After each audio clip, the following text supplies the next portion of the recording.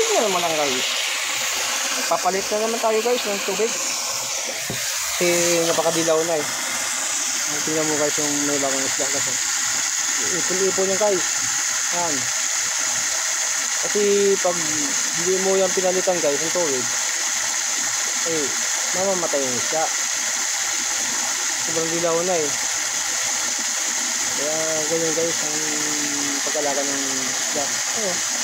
Masaya yan guys.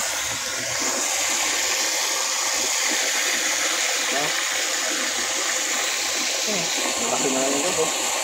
Yan yung ano, tumawid yung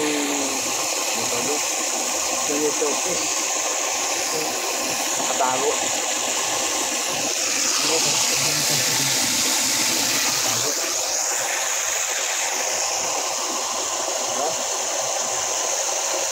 Hindi na mas nalay.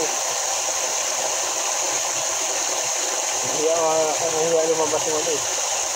Yung red tilapia. Yan. Yan yung ulo ng red tilapia. Matras eh.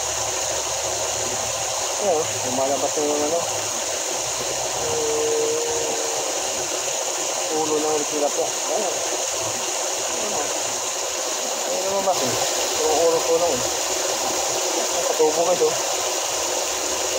Pagilid ang tubo yan dyan yung ano. Yung tubo. Ayan.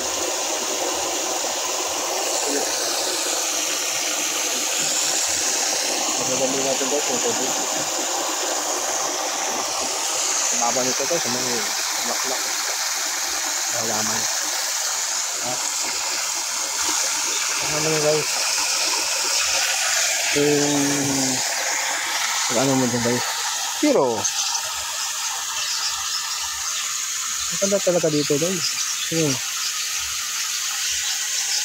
Yung katabi niya puro halaman lang. Doon banda yung ibon, dulo, pinagkasalingan, ibon sa kamanok, rabbit. Yung rabbit dito guys, napag-alagala na dito eh. At may ganito kayong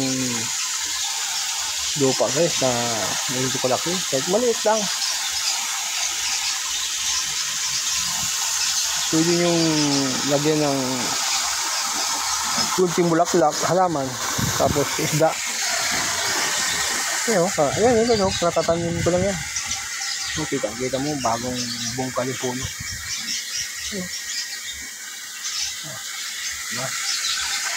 Ito yung saging. Pinutol ko na nga ito eh. Tumubo pa. Klase talaga pag saging.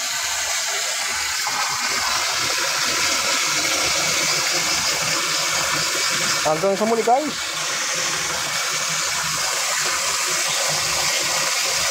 Huwag niyong kalimutan guys, like and share.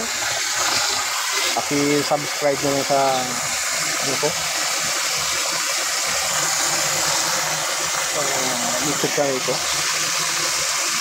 Print TV. Tapos yung isa, Apo ni Pungoy TV. Thank you guys.